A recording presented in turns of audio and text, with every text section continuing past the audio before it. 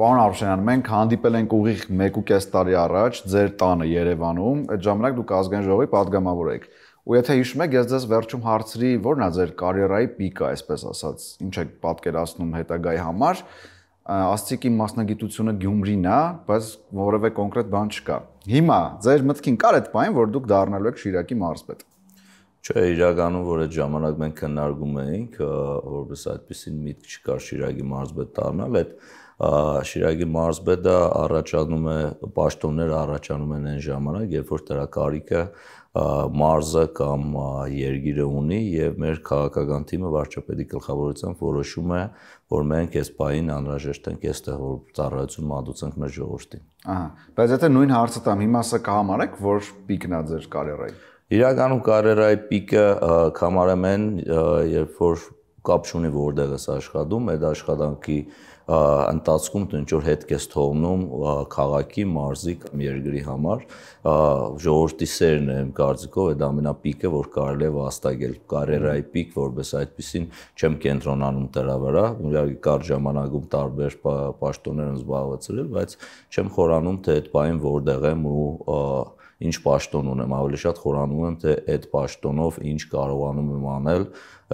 ժողովրդի համար, մարզի համար, քաղաքի համար։ Այսինքն ներքուստ ձեր մեջ փոփոխություն չեք նկատել падգամավորից մարզպետ դառնալու, ինչ որ, չգիտեմ, հոգեբանական կամ ֆիզիկական թեկուզ։ Ֆիզիկական բնականաբար կա, որովհետև գործադիրում աշխատանքի ծավալը շատ անգամ ավելին է, քան ազգային ժողովում, օրենսդիրում։ Հոգեբանական որևէ փոփոխություն որպես այդպեսին չեմ զգացել, նույն ձևով շարունակում ենք աշխատել, բայց ֆիզիկական բնականաբար այո, ավելի բարդ է, ավելի ժամանակատար է, պատասխանատվության զգացողությունը իհարկե մեր գործընկերները օրենսդիրին եղանալու են, բայց ամեն դեպքում երբ որ կառավարում ես մարզ, դու պատասխանատու ես մարզի յուրաքանչյուր բնակչի կյանքի որակի փոփոխության համար։ Այդ թեմային դեռ կանդրադառնանք, մեծ աշխատասենյակ ունեք ու մեզ նախապես ասացիք, որ բաներ կա, ձեզ հետ բերել եք ազգային ժողովից։ Օրինակ, այս լուսանկարները եւ Գյումրիի զինանշանը։ Կպատմեք ինչ եք նախ ձեր հետ տարել ազգային ժողով, հետո բերել այստեղ։ Նախ Գյումրիի 3 նկարներ ունեմ, որոնք փոխքաղաքապետ եղած ժամանակվանից կան եւ Գյումրու զինանշանը կա։ Այնտեղից այս նկարները գնացել են ազգային ժողով, իմ սենյակը եղել է Գյումրու անկյունի ազգային ժողովում, ունեմ նաեւ այս նկարների մեջ թե նախքան երկրաշարժան Գյումրին, թե հետերկրաշարժան Գյումրին, այս իմ սիրելի անկյունն է, որտեղ Գյումրին ամեն դեպքում իմ թուլությունն է եւ զինանշան ու նկարները միշտ իմ հետ պատտվելու են բոլոր այն աշխատասենյակներում, որտեղ ես լինում եմ։ Բայց միայն սա չի որ ձեզ հետ եք բերել, ավելի հետաքրքիր բան պատմեցիք, աթոռի հետ կապված, այդ աթոռը ձեր անձնական աթոռն է։ Այդ աթոռը պատմություն ունի, փոխքաղաքապետ նշանակվելու ժամանակ ես գնացի աթոռ, իմ հետ տարա քաղաքապետարան, մեր քաղաքապետը Վարդգես Սամսոնյանը հարցրեց ես ինչ աթոռ է, ասի դե ես եմ բերել իմ հետ, ասեց դե կար քաղաքապետարանը, ասի չէ, իհարկե կադագով ասի չէ, պետական աթոռը մարդ է փչացնում, ես իմ սեփական աթոռով եմ եք գալիս, ու հետո կամաց զարգացավ այդ միտքը ու ավելի հետաքրքիր դարձավ, կա չէ խոսակցություն վախենում են աթոռի կորցնել, վախենում են աթոռից կարճածեն, ես չեմ վախենում, որովհետև այդ աթոռը իմն է, հետս եկել է ազգային ժողով, հետս եկել է մարզպետարան, ես չեմ վախենում իմ աթոռը կորցնելուց ու ամեն դեպքում երևի թե գուցե հենց այդ է, որ իմ սեփական աթոռը պետական աթոռ չի, որը չի փորձում մարդուն ճնշել ու ինչ որ չափով դարձնել չինովնիկ։ Ես չինովնիկ չեմ եղել, չեմ էլ դառնա, ոնց կամ գյումրեցի քաղաքի տղա, այդպես էլ մնալու եմ գյումրեցի ու քաղաքի տղա մեր ժողովրդի հոգսերով ու տարդերով։ Այդ աթոռը, որ կարա մարդուն փչացնի, ձեզ դա ցանկացած մարդու է վերաբերում, այսինքն կարա մարդը լինի պարկեշտ լավ մարդ, բայց նաև մարդիկ ունեն թուլություններ ու պահիտակ չդիմանան այդ գայթակղությանը։ Ես իհարկե աթոռի մասը կես կադակ, կես լուրջ էր, բայց մարդը իրանից է լինում, որևիցե իշ, որևիցե հագուստ, որևիցե գույք չի կարող մարդուն փչացնել, երևի թե ավելի շատ մարդու դեմքն է բացում այն հնարավորությունները, որը ինքը ձեռք է բերում։ Չի կարող որևիցե բան փչացնել։ Իրանք մարդիկ իրանց միջից ունեն այդ թուլությունները եւ կայտագործության չդիմանալով սկսում են արդեն փչացնել, բայց նաեւ միևնույն ժամանակ ես շատ տեղեր մարդկանց ասում եմ, որ ժողովուրդն էլ մի քիչ բանավորություն ունի պաշտոնյային չինովնիկ դարձնելու, մի քիչ մեծարելով, մի քիչ ամեն անգամ շնորհակալություն ասելով, մեր ծառայությունը, մեր աշխատանքն է, մեր գործն է, ամեն անգամ մեր աշխատանքն անելու համար շնորհակալություն հայտնելու կարիք չկա, կամ ասենք ինչ որ տեղ ես գնում, փորձում են դուռը բացել, որ առաջինը դու իջնես կամ դու ներս մտնես, այդ ամեն ինչը ազդում է շատ հոգեբանության վրա, որոշ ժամանակ հետո սկսում է դուր գալ այդ ամեն ինչը։ Ես շատ ուշադրություն եմ դարձնում այդ ամեն ինչի վրա, որտեվ իրականում գուցեև հենց դրանք են, որ սովորական մարդուն դարձնում են այն մեր գիտեցած վատ չինովնիկը։ Հա, բայց ասում եք սկսում է դուր գալ, ձեզ մոտ ի՞նչ է կատարվում այդ պահին։ Իսկ ոնց եք տարանջատում, էլի, այդ անկեղծությունը, կեղծավորությունը, դուր գալու պահը, որ շատ Այդ էլ իր պատմությունն ունի, երբ որ առաջի անգամ ազգային ժողովի պատգամավոր տեխնացու էի, իմ փորձառու գործընկերներից մեկը ասեց, «Դա ամենաշատ ուշադրություն դարձրու, քեզ փորձելու եմ փչացնել այդ առումով, ուշադրություն դարձրա դրան», եւ այդ ամբողջ ընթացքում ես ընկեր ունեի կողքս, որ ասում էի, «Նայ, եթե ինչ որ բան անում եմ ես, որը նախկինում չեմ արել, անպայման ինձ հիշացրա ու հուշի, որ ես սկսել եմ այլ բաներ անել, որը իմ ամբողջ կյանքի ընթացքում չեմ արել, ու հիմա էլ առաջնորդում եմ այդ ճանապարհով, որ այն ինչ նախկինում չեմ արել, հիմա էլ չեմ անում»։ Դեպքեր են լինում, որ իրականում ֆիքսվում է դրա վրա, որ այլ դու նախկինում չես արել, հիմա էլ պետք է չանես, որ չտարբերվես Դավիթ Արուշանյան ուսանողից, Դավիթ Արուշանյան քաղաքացուց եւ Դավիթ Արուշանյան պաշտոնյատար անձից։ Բայց այդ մեկ-մեկ որ շատ անմիջական է լինում պաշտոնյան, մանավանդ բարձր պաշտոնյան, այդ էլ մի քիչ բանի տեսակ չի մեծամտության նաև դառնում, այսինքն ես այնքան հասարակ եմ, որ ձեզնից մեկն եմ։ Այդ էլ ինչ որ դժվար սահման ունի, չէ՞, ոնց ճիշտ է։ Իրականում այդ պարտությունների առաջ է կանգնացնում, մեկ հասկանում ես, որ այդ անմիջականությունը մարդիկ կան, որոնք ճիշտ չեն հասկանում, ճիշտ չեն գնահատում իրավիճակը եւ մտածում են, որ հասարակ լինելը, այսինքն նույնը լինելը իրանց մոտ ինչ որ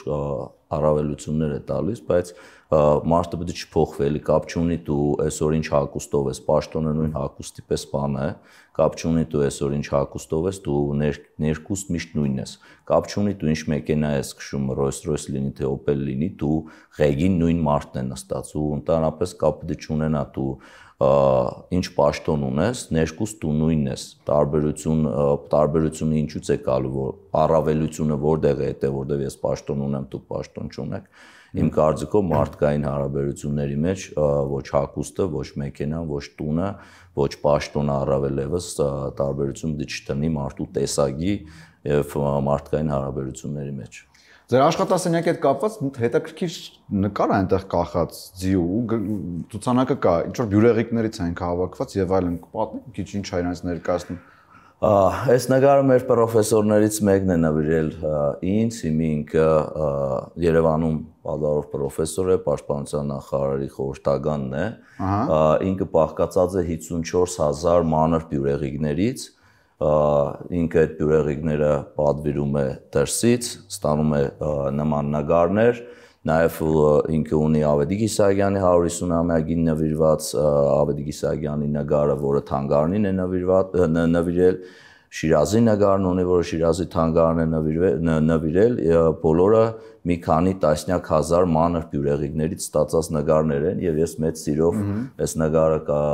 կախել եմ այստեղ ու բարբերաբար նայում շատ հետաքրքիր գործ է արած ու ծավալուն աշխատանք է արված մեր շատ հարգելի պրոֆեսորի կողմից։ Այստեղ էլա դեպք գործած նվերտան, որից հրաժարվել եք չեք ուզել։ Վստահ եմ շատ է այդ ուշադրությունը, չէ՞ հիմա ու փորձողներն էլ են շատ։ Տեսեք, բոլորը գիտեն, որ իմ սենյակ ու տունարանի մեր գործավարուին գիտի ու քաղաքում արդեն գիտեն, որ իմ սենյակ պայուսակով չեն մտնում,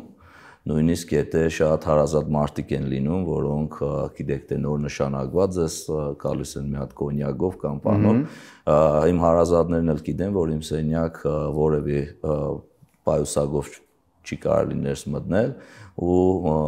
դեպքեր են լինում, որ շատ հարազատ մարդ է, ասում եմ այդ տար ծերտուն իր գունը կգամ ծերտուն իրար հետ կբացենք, բայց սենյակի մեջ չի կարելի, որովհետև ամեն դեպքում Պետական պաշտոնյան նաև առավել ինչ որ բաներից զատ նաև թիրախավորված է շատ ու շատ ժամանակ գուցե եւ այդ բամբասանքներն ու բաները շատ ավելի մարդկանց մոտ տարածվի եւ դրա համար ես ամեն դեպքում իմ հարազատներն էլ, ընկերներն էլ, գործընկերներն էլ գիտեմ, որ իմ սենյակ մտնում են տադարգաձեռն։ Հանգստի սենյակ ունեք այստեղ նաեւ, ո՞նց եք հանգստանում։ Ինչ-որ յուրահատուկ բան կա, որ անում եք, որպես հանգստացնում է։ Այ հանգստի սենյակը շատ դեպքերում լինում է, որ ընկերներ են գալիս, որոնք էլի աշխատանքային գործընկերներ են գալիս, որոնք աշխատանքային քննարկումներ են տեղի ունենում ու ոնց որ հոգնում ես այս սենյակի դատորից ու բանից, այնտեղ բազգատոր կա դրած, այնտեղ ենք քննարկումներ ունենում, էլի ամեն դեպքում ինքը ինչ կան էլ հանգստի սենյակ է, բայց ավելի հանգիստ աշխատասենյակ է կամ պաշտոնական աշխատասենյակ է, բայց իրականում լինում են դեպքեր, որ ամբողջությամբ սպառվում ես ու ուզում ես գոնե 10 րոպե կտրվել ամեն ինչից ուղղակի ուղեղդ հանգստացնելու համար, այդ սենյակը հենց դրա համար է օգնում է կտրվել ամբողջ այն իրավիճակից, ինչ որ կա։ Բայց կոնկրետ ինչ եք անում, այդ 10 րոպե լռության մեջ նստում եք, թե օրինակ երաժշտություն եք լսում, ոնց է դա դրսևորվում։ Չէ, փորձում եմ մի հատ խաղ խաղալ, շատ հասարակ ու պարզ խաղ խաղալ հեռախոսով, որը միանգամից կտրում է քեզ իրականությունից։ Մի 15-20 րոպեն լրիվ բավական է, որ այն ուղեղդ լրիվ դառնում է այլ ուղղության վրա, սկսում է աշխատել ու կտրում ես այն ամբողջ խնդիրներից, խնդիրների լուծումների փնտրտուքից, որը կա, որտեվ լրիվ 170 աշամ այլ բանով է զբաղվում ու բավականին օգնում է մեծ խնդիրներն է, որ չտարվես ու շատ երկար խաղաս, այդ ժամանակի խնդիր է առաջանում։ Հանգիստ սենյակը շատ կարևոր է իրականում, շատ այլ եմ ասում, թե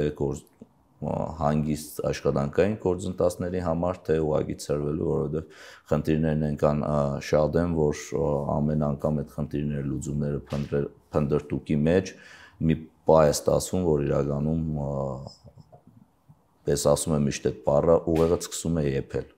Ու այդ ուղեղը եփելու բառից բուն իմաստով զգում ես, թե ուղեղը ոնց է եփում, ու այդ ուղեղը եռալու ընթացքում անհրաժեշտ է ուղղակի մի 10 րոպե կամ 20 րոպե կտրվել ամեն ինչից։ Դուք աշխատանքից հետո ասացիք, հա, քաղաքում եք լինում։ Չեք գնում տուն կամ ուշ եք գնում, ի՞նչ է դա տալի, այսինքն ծանոթանում եք, ներսից եք ուզում հասկանաք, զարկերակի վրա պահեք, ոնց որ Չէ, ամեն դեպքում պետական պաշտոնյա մարդկանց կողմից հասանելի լինի ու միշտ չի որ մարդիկ կարողանում են գալ մարզբեդարան կամ ժամ են վերցնում կամ հերթագրվում են։ Ես բացի դրանից սիրում եմ քաղաքի կենտրոնում լինել ու իմ ընկերները իմ տեղն էլ գիտեն, որ սրճարանում եմ միշտ լինում ու բոլորը իրիկվա ժամերին արդեն միշտ գիտեն, որ ես այդ սրճարանում եմ լինում։ Բացի դրանից նաև համայնքային այցեր ենք ունենում, մենք շրջում ենք գյուղերով, մենք մարզում ունենք 127 գյուղ 3 քաղաք եւ այս կարճ ժամանակահատվածում որոշել եմ, որ բոլոր գյուղերում լինելու եմ, քաղաքացիների հետ շփումներ ունենալու եմ, որ համ իրանք ինձ ճանաչեն, համ էլ շատ դեպքերում իրականում շատ օգտակար է լինում, երբ որ խնդիրներ կան, հենց տեղում են լուծում, խնդիրներ կան, որ մեր բնակիչները ինֆորմացիայի պակաս ունեն, դրա համար են իրանց մոտ խնդիր առաջացել։ Շատ արդյունավետ եմ համարում եւ իրականում այդ այցերն էլ շատ կարեւոր են, միայն Գյումրին չէ, նաեւ այլ համայնքներում գյուղ առ գյուղ ման են գալիս, մարդկանց հետ շփվում ենք, ոչ պաշտոնական էլի, ոչ պաշտոնական հագուստով, ուղղակի շփվում ենք շատ հասարակ ձևով մեր ժողովրդի հետ, որ կաշկանդված չլինեն բոլոր այն խնդիրները, որոնք կան, արտահայտվեն ու խոսեն, քննարկեն, իսկ Գյումրիում ամեն երեկո, գրեթե ամեն երեկո ես ընկերների հետ եմ հանդիպում եմ գործընկերների հետ, հանդիպում եմ ուղղակի բնակիչների հետ, ժամանակ անցկացնում ու նաև հենց այդ է, որ դեր ասած զարգերագին պայես չկդրվես մարդկանցից, չկդրվես քաղաքի ընդանուր զարգերագից։ Պարոն Արուշյան, մենք էլ Երևանից եկել հասել ենք Գյումրի ու շատ ափսոս կլինի, որ մենք զրույցի հաջորդ մասը որևէ այսպես գյումրիական միջավայրում չշարունակենք, առաջարկում եմ այդպես էլ անենք։ Մեծ սիրով ես էլ եմ համաձայն, որովհետև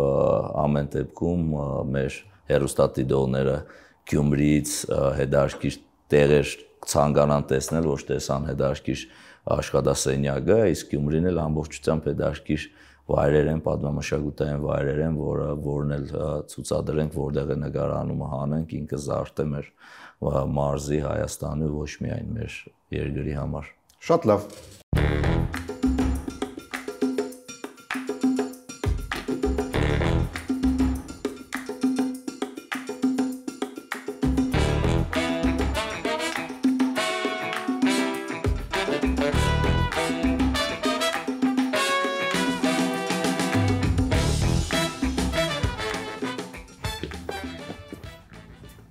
Պարոն Արշինյան, որտեղ ենք մենք, եկեք մի հատ հեռուստադիտողի համար էլ նաև, ասենք, ինչ վայրում ենք գտնվում։ Մենք իմի Գյումրու սրդում ենք։ Իր անունը Գյումրու ժողովրդական ճարտարապետության եւ քաղաքային կենցաղի թանգարան է, բայց բոլորս ասում ենք Ծիտողցոնց տուն թանգարան, ավելի շատ հայտնի է այս տարածքը, որ թանգարանը որպես Ծիտողցոնց տուն թանգարան։ Այս 19-րդ դարում կառուցված տունը, չէ՞, ինչքան գիտեմ։ Շենքը եղբայրների Ծիտողցյան եղբայրների կողմից է կառուցվել 1872 թվականին, բայց որպես թանգարան սկսել է ծառայել 1984 թվականից, երկրաշարժից հետո կանգ է առել, հետո շարունակել է մինչ օրս թանգարան լինել եւ ներսում արդեն ամբողջ մեր Գյումրին է, մեր Գյումրու կենցաղն է, մշակույթն է, արվեստն է ներկայացված։ Այս ճարտարապետությունը, այս մշակույթը ինչի է ձեզ չի շարունակվել, այսինքն ինչի է այսօր ժամանակակից հայկական տները սենց չեն կամ գոնե չեն փորձում այս ոճի մեջ լինեն։ Նայեք, Գյումրու կենտրոնը Կումարի արգելոց թանգարան է 1976 թվականից հետո ստեղծվել է Կումարի արգելոց թանգարան եւ բոլոր այս պատմամշակութային շենքերը, նաև ոչ միայն pedagogan, նաև մասնավորի կողմից զբաղեցրած շենքերը հաշվառվել են եւ ինքը մեծ թանգարան է բաց երկնքի տակ ու երկրաշարժից հետո ցավոք արդեն ճարտարապետությունը մի քիչ խեղվեց ու տարբեր ժամանակներում տարբեր շինթույլտվություններ տրվեց մեր թե մասնավորին թե գործարարներին, որոնք մի փոքր շեղեցին մեր ճարտարապետությունը, բայց հուսանք հաջորդիվ այն շինությունները, որոնք լինելու են, էլի Գյումրու ոճով են լինելու, Գյումրու գույների մեջ են լինելու մեր հայկական Գյումրին այո հայկական, ասենց ասենք, հայկական մեր տուֆով է լինելու, մեր սև եւ կարմիր ճարտարապետությունն է լինելու, որովհետեւ բացի դրանից մեր կառնեզները տեսնում եք, որոնք այլ նախշազարդեր ունեն, Գյումրին ամբողջությամբ հենց ինքը պատմամշակութային կենտրոնն է ճարտարապետության։ Գյումրիի հետ հասկանալի ամեն ինչ, դուք էլ հենց գյումրեցի եք, դրա համար այսօր մի քիչ շատ ենք խոսում Գյումրիից, բայց քանի որ դուք Շիրակի մարզպետն եք,